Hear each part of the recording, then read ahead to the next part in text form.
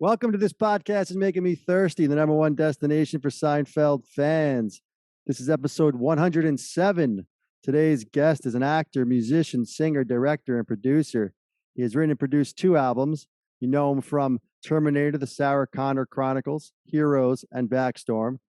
You can see him in April alongside Donald Sutherland in the new Roku original series, Swimming with Sharks.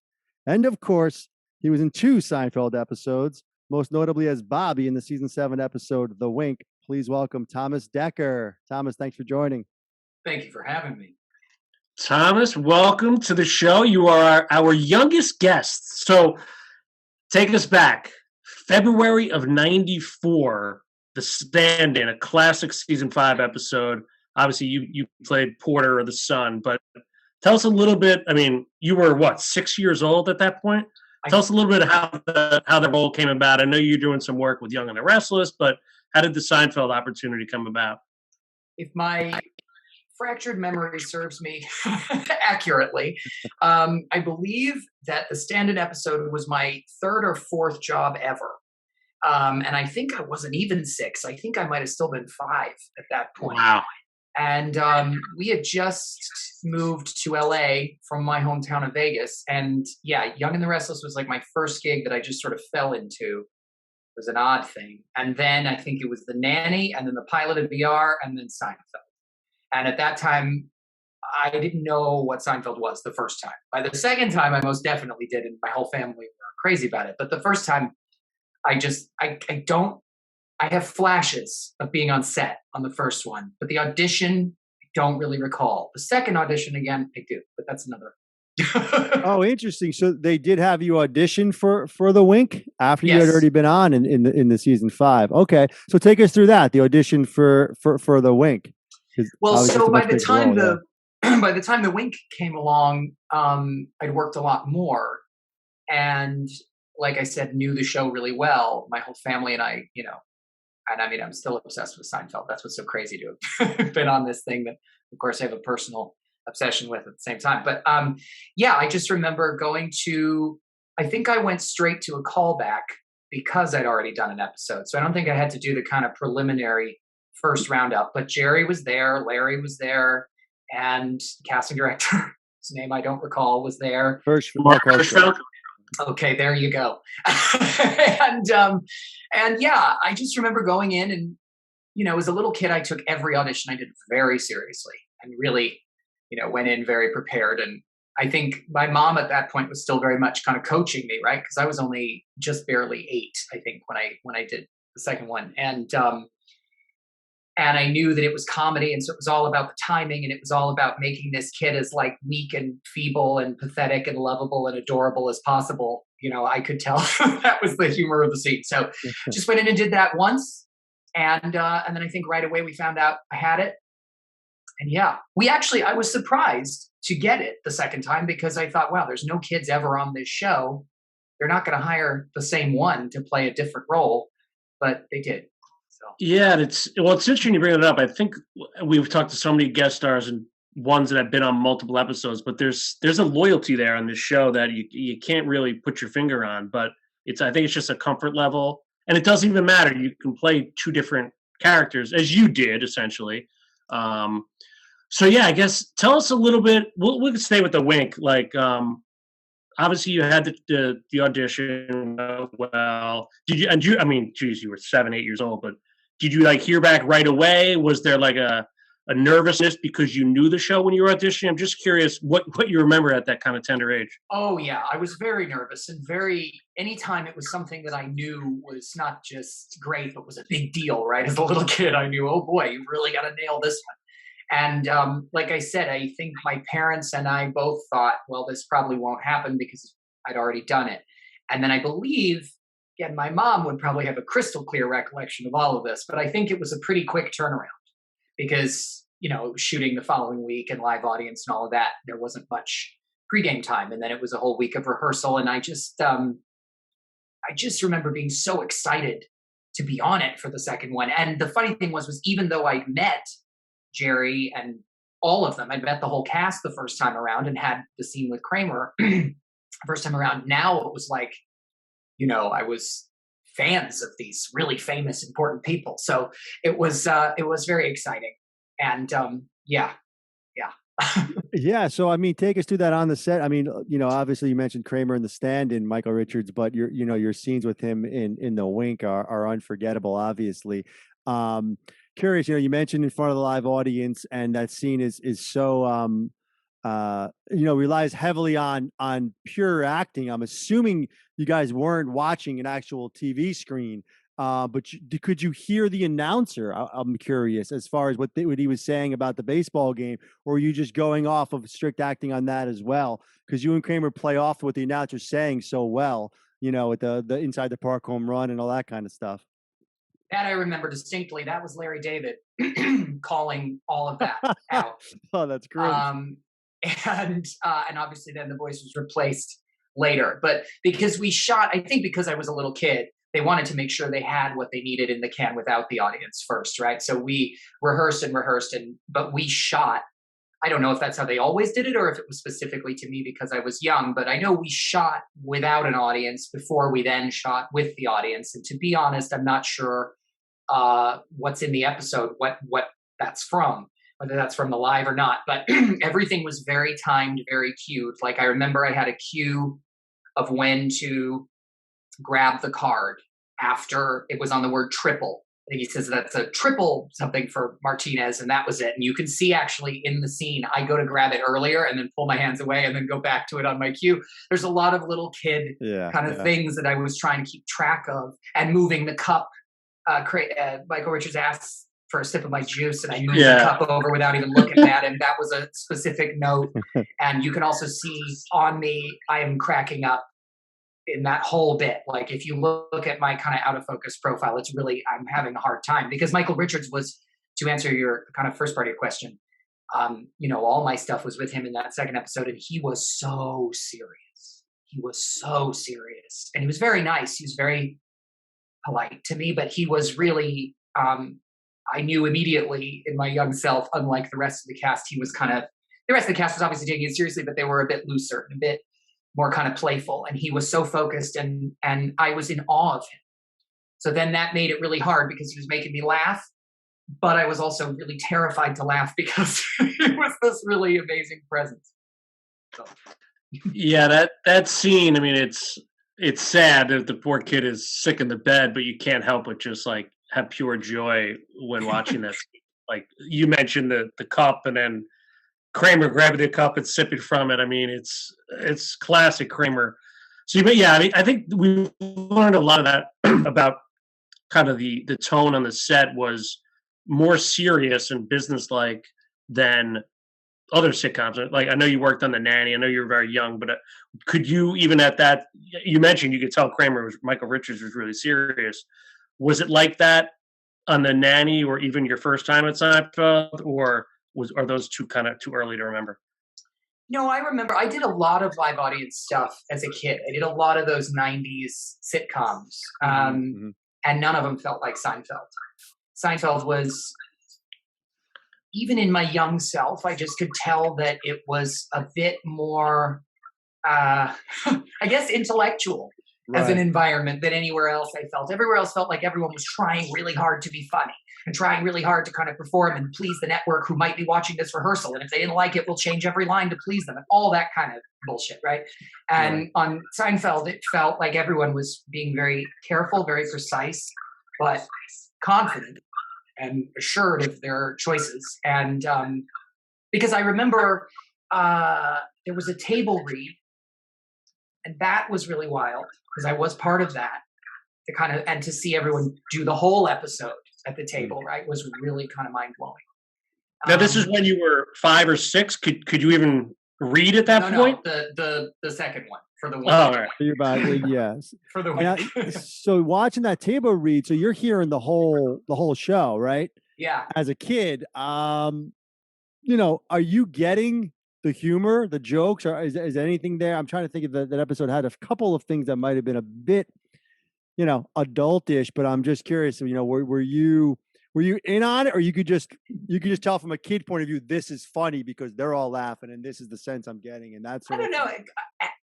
50-50, I'd say, in the middle of those two things, because there was a lot of specific things that, like, for instance, I didn't know what mutton was. I didn't know why mutton was funny, other than that it was a funny word. Yeah, exactly. And it's funny, and the way Jerry goes mutton is hilarious. So I mean, it was the same thing as kind of watching the show, right? A lot of the jokes, I didn't really get what was going on, but I don't know, it still spoke to me, and I wasn't laughing just because other people were. It was still funny to me on an intrinsic level. But I will say that the biggest takeaway, not the biggest, one of the biggest memories I have from the set was I don't think still to this day, I've never seen on-set food like I did on Seinfeld. The catering and the craft service was unbelievable. And I remember on the night of the show, the night we shot with the audience, Jerry had a really famous, what the hell was it called? It was really famous at the time in LA. It was a Chinese restaurant. And it was one of the like top, like fanciest, best restaurants. And they just kind of catered the whole crew and cast, and came in and just made it like it was its own restaurant. I just remember that really blowing my mind. And that again kind of cementing, whoa, this is like a big show. Like I was like, oh my God. Jerry, listen, Jerry could afford it, Yeah. So it's interesting. So you said you grew up in Vegas and your parents were big Seinfeld fans. So they must have been stoked when The Stand-In came about. So did you, at that young age, were you watching the show with them like throughout the years? Like when do you first remember becoming a fan of the show, or was it when you got the gig? When I got the first one. That was when I can't really speak to, I don't know if my parents were fans of Seinfeld or the show before I got on that. I honestly don't know. I could see them being fans of it because they then were huge fans of it. But I certainly became aware of it after doing it. And let me ask you, the Stand-In, season 5, for our money, peak of the show was season 5. How, and you've been on many shows before that, but how realistic was that? Meaning, like the Stand-In with Mickey and having Kramer, was that the norm on some of these shows? I mean, a Stand-In, they have it pretty accurate. It's always like with little people, I mean. Yes, I've had that multiple times. Yes, normally again, I don't really recall like the first few jobs, but definitely throughout my childhood, it was either a little person or it was a very small woman. It was, it was never another child, because that would kind of defeat the purpose. It was pretty accurate. So it's funny. You mentioned you're from Las Vegas, and we're both from New York. So the Wink episode was near and dear to us with Paul O'Neill. I believe that perhaps his part was shot at another time, but curious if you were into baseball, if you became a Yankee fan at that young age, because you're in an episode with Paul O'Neill. I mean, he's getting his number retired right now by the Yankees. I don't know if you ever met him down the road or any connections there with your baseball fandom and the New York Yankees or Paul O'Neill. Well, my parents were both pretty arty people, so I wasn't a particularly sports-heavy raised child. However, subsequently, the sport I did get into is baseball, and it actually was the sport I ended up playing a little bit, kind of when I was basically a couple years after, I guess, doing the second one. And Paul O'Neill, I guess, was like the first name in sports I really knew. And I do remember that was another thing that was a bit challenging and a bit sort of, was having to play off all of these sports cues, and I didn't really know what any of it meant. I didn't know the difference between this and that. And, but yeah, so I will say Paul O'Neill has probably been the most. Yeah, I mean, you're forever connected to him. I mean, you really are. Yeah. You're forever like connected to him. It's great. And I tell you, man, I'm sure we'll get into this later, but I mean, I'll be 35 at the end of this year, which means I'll have been doing this 30 years. And still, there's just nothing that I've done ever where I can say the title of it And I'd say 98% of anyone I bring it up to knows the entire plot. I don't just mean it's like, oh, I remember that episode. They know the plot, the premise, Paul O'Neill, the 2 home runs, the fly ball in his hat. But like, and it's amazing. It's just ingrained. Stubbs at the souvenir place. Why is it? I mean, I think we know why. We're big fans of the show, but like, why? I mean, you've been on a ton of things, like with cultish fans, and we mentioned Young and the Restless, a bunch of other things. Like, what is it about this show specifically, or that episode, that kind of has people just mesmerized? I don't know what it is specific to the episode. I love the episode as an episode, but I mean, I love, like, I think they're all kind of amazing. So I don't know specifically what it is to that one. Maybe it is a rare thing to have one around a kid, like where a plot is revolving around a kid, right? There's the swearing kid, and then there's a couple others, but I feel like that kind of gives it a distinction. And also the Elaine storyline to me is really funny. The whole mutton in the pockets and the napkins from Grandma Mima and all that I love. And as for why people remember it so much, I just think there's nothing like Seinfeld still. I mean, it's an unparalleled comedy. It's just... Yeah, I think the essence of the show, we were talking about this before you came on, the essence of the show obviously is no hugging, no learning, right? There's never any like tender moments. And this episode encapsulates it so well. Just when you say, get out of this bed one day and walk again, right? And Kramer's like, no, that's fine. But nice. Like really that right there is like the entire Seinfeld like essence. And you said it with such, like you mentioned earlier with your audition, with such like, as if it was that touching moment, like I can get out of this bed and walk one day. And Kramer's usually not the callous one. It's usually like a Jerry George. And Kramer's like, yeah, whatever, kid. Like I need the card. Like that must have been for you as a child actor, used to those like roles probably where you were like the little kid, and Kramer's just talking to you like you just like whatever, dude. I just need this card, man. Like I don't care. Maybe you could talk about as a kid what it was like to kind of say that line knowing it was going to get a laugh rather than like a cry or something like that, Well, like I said, I think I knew intrinsically from the material, and I'm sure with a little assistance from Mom, it became clear that, the joke here is that it's going to end up with this guy wrestling this crippled kid.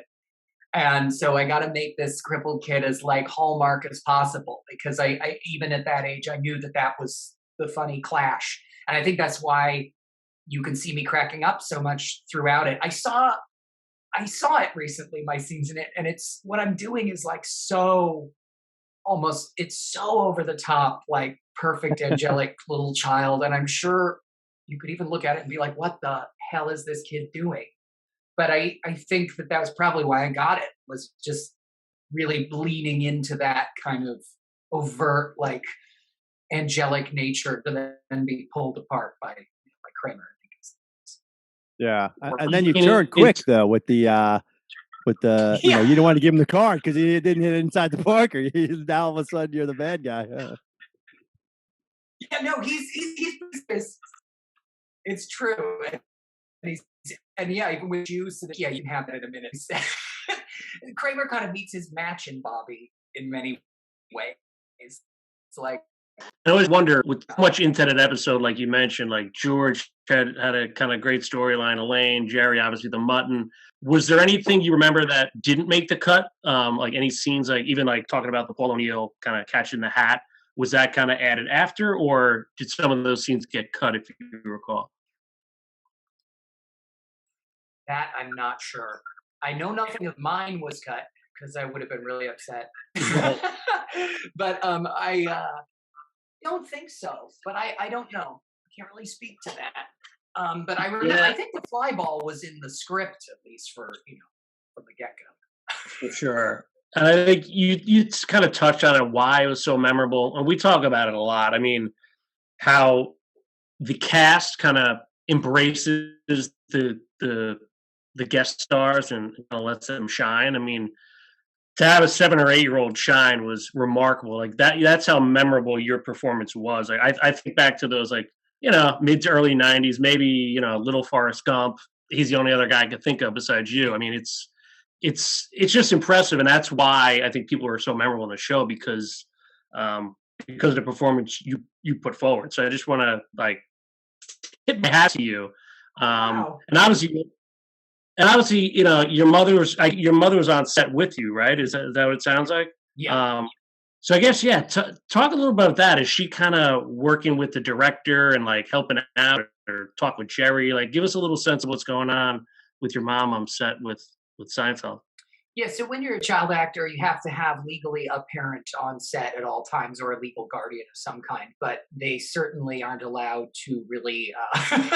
They're kind of a presence nobody, I think, really wants. And my mom had the good sense and decency to always kind of stay back and take care of me and protect me, but really kind of let it be. And, you know, I know that she'd had a better time on the gig I did right before, the first one, because that was the pilot of ER, and my scene was with this brand new guy named George Clooney that my mom thought was really hot. And so that was, I think, her most exciting gig of that time. But Right. That was the guy from Facts of Life, right? That's right. Yeah. Yeah. But no, I think both times, like I said, the second time our entire family was so into the show. I think it was kind of exciting for her and for me to be there for it.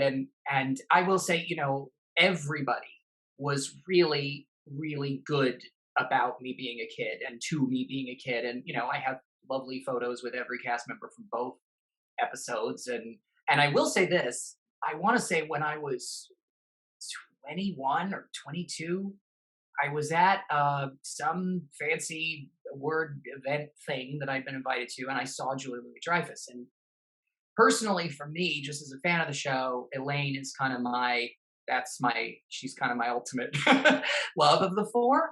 Okay. And my friends joke that when I get annoyed and pissed off, I kind of turn into Elaine. And I think they're not wrong. But I saw her across the room, and I was like, oh my God, am I really going to do that thing where I'm like, hey, remember when I was 8 and worked with you? But I went up to her, and like before I could even finish the sentence, she kind of looked at me waiting to hear it. And before I could even finish, she was like, oh my God, Bobby, the wink, you're in the hospital bed with Michael, and knew the whole thing. And we stood and talked for like 15 minutes and had a lovely conversation. And, you know, just being such an admirer of her as an actress to sort of just have this moment in my 20s based on something I did at 8 was really wonderful and nice. That is great to hear. That's amazing too that she, you know, can recognize you that long, you know, that long after. I mean, I was We've shocked. heard a lot of these stories with Julia and Jason, especially when they see a former guest star years later, how just kind they are. And, you know, speaking of that, and you just kind of touched on it, however, it was so great. I would imagine Larry David is quite a presence for a 7 or 8 year old kid, especially like now that you're telling me he was doing the voice of the game for you. I mean, I can't imagine how you kept a straight face. What was your interactions like with Larry? I mean, just kind of, is he directing you at all, or is he just kind of doing his thing? I mean, hearing him call those games, him in the room with you and Michael Richards must have been something as an 8-year-old. Here's the funny thing. I had no idea who he was or what he had to do with the show. Because in my child brain, it was Jerry's show. It was all Jerry. Jerry did everything. So who this guy who was always present and involved, but like I didn't understand the logistics of kind of his role in the show, which probably was a good thing. Because I think I probably thought he was just somebody they brought in to read lines off camera and like, you know, and then later on, of course, came to find out, oh, okay, it's Larry David. But I thought he was funny. I don't think I was intimidated by him, probably because he didn't give me any reason to be. But I definitely remember, it's bizarre that I can close my eyes and kind of see, like I can see the room that I auditioned in, you know, which is weird. Yeah. Wow.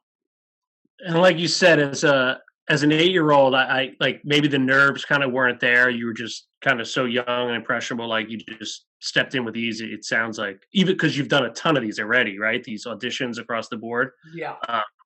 But obviously, yeah. I mean, and you mentioned Larry, and you mentioned Jerry, like was the focal point of the show. What, other than him ordering food, anything else you remember?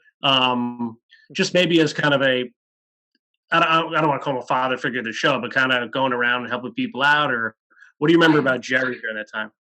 I certainly didn't decide that he was the one in charge of everything just because I thought he was the lead on the show. It was definitely how everything felt.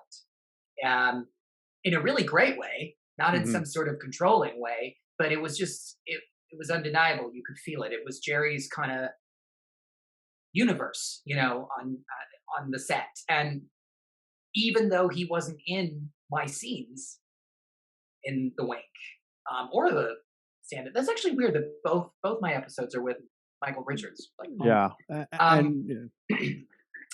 no, to answer your question, I felt very much in a great way that he was, and even like I said, even when he had that massive catering night, it was a thank you to everybody, and it was a very kind gesture. And I do remember also, which is probably worth mentioning, the night before we came in to shoot with the audience was the Emmys, and Frasier had beat Seinfeld on every award. I remember because we watched the Emmys or something, and my mom and I being like, oh, I wonder, are they going to be mad the next day, or how does this work? And we went in, and I remember we were like, well, does everybody feel okay? And I don't think anybody gave a shit. I think we had put more weight to it than they had. But I do remember that. This weird, funky little addition. Yeah, that's interesting.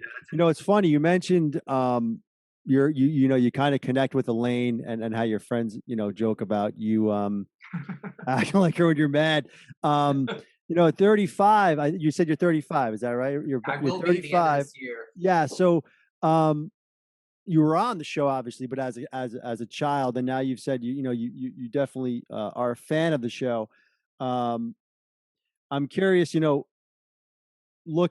you after you were on it in The Wink as an 8-year-old, did you start watching it then as an 8-year-old, or was it not till late? Oh yeah, so you just I'm on it, I'm a fan now. Put me in front of the TV, Ma. It's a must-see TV time. And then you obviously got into it reruns, and as you got older, now it's obviously everywhere. Like you said, everyone mentions you. But so you did start. You kind of just jumped right in then. The evolution was, did the first one, we all got into the show. Did the second one, remained obsessed with it. Watched every episode all the way till it ended. And I remember watching the last episode, which I should say too, there was a brief moment.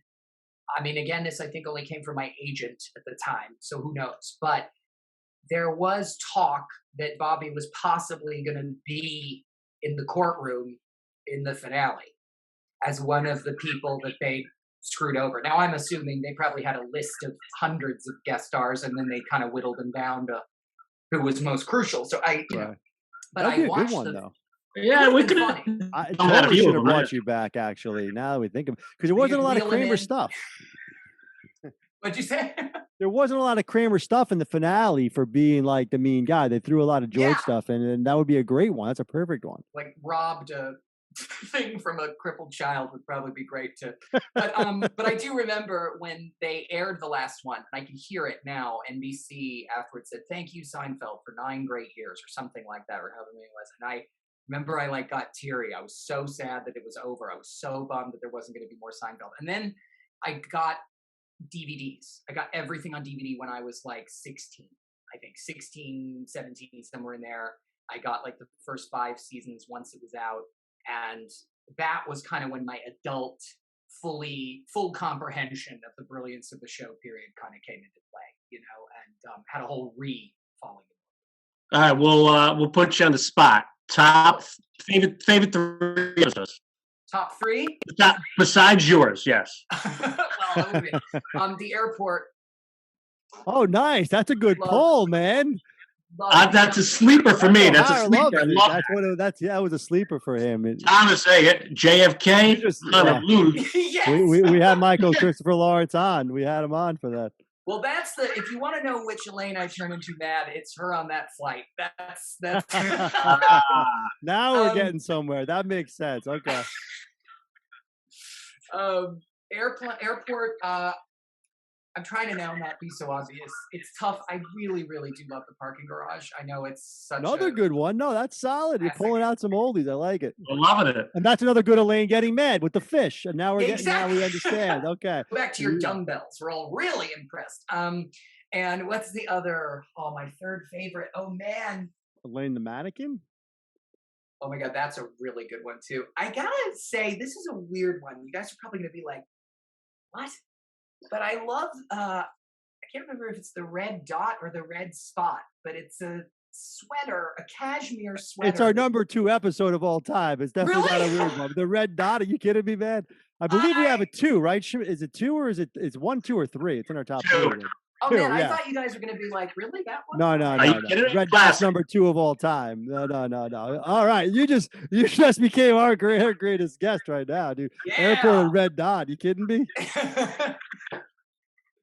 I can think of a more Beautiful. Niche one than the parking garage, but it's just so good. And like that's one of those quintessential Seinfeld situations that everybody has been in. Everybody has had that thing where the parking garage looks the same. Where the hell is the car? I mean, right, of course. Yeah. Incredible. So Thomas, tell us about Swimming with Sharks. I mean, a lot of us, we're of that age, 94 in that movie. It was kind of one of those ones everyone kind of, I liked it, obviously, but it sounds like they're kind of rebooting into a show on Roku. When's that coming out? And tell us a little bit about, your role in it. Yeah, I'm really excited about this. So we premiere it South by Southwest next week, March 14th. And then a month later, it comes out on Roku.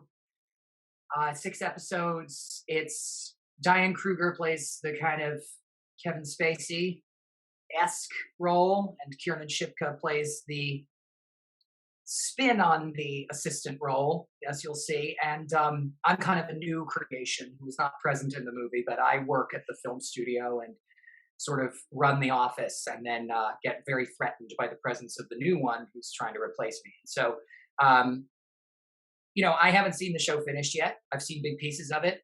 It's really funny. It's really dark. It's really sexy. It's really quite surprising. I don't think there's many other things tonally quite like it right now. So I'm really excited about it. And great cast of people I'm getting to do this with. So that's awesome. Very cool. I mean, geez, what a career! Still doing this 30 years later. You got to be proud. I mean, incredible career from Victor Newman to Newman on Seinfeld to Donald Sutherland. Right, you've done it all. Thomas, we can't thank you enough for hopping on with us and spending some time sharing the memories of Seinfeld. Thanks so much. I've never gotten to talk about it before, so this has been a real thrill. Thank you so much for having me. Great, man. Thank you. Awesome, Thomas. Best of luck, Thomas. Take care, guys. Thanks. We were wondering. We've seen it in a couple of different places. You're in the Wink episode. Your voice, right, on the phone with Elaine. The maid. With your voice with Elaine. Gamma dies. I don't believe so. That's what we wanted to ask, because IMDb credits you, but Wikipedia doesn't, and the TV show itself doesn't. IMDb credits me for the maid? Yeah, because Elaine gets a phone call from a little kid whose grandma dies because she changes her phone number, and IMDb has you credited as that voice, but like we couldn't find it anywhere else to confirm it. No, as far as I'm aware, that is not me. I was just the stand-in and the Wink episode. Good call, Howard. Glad we asked, because we didn't want to say. I was like, we weren't sure. It was interesting because it was like 2 different places. That's odd.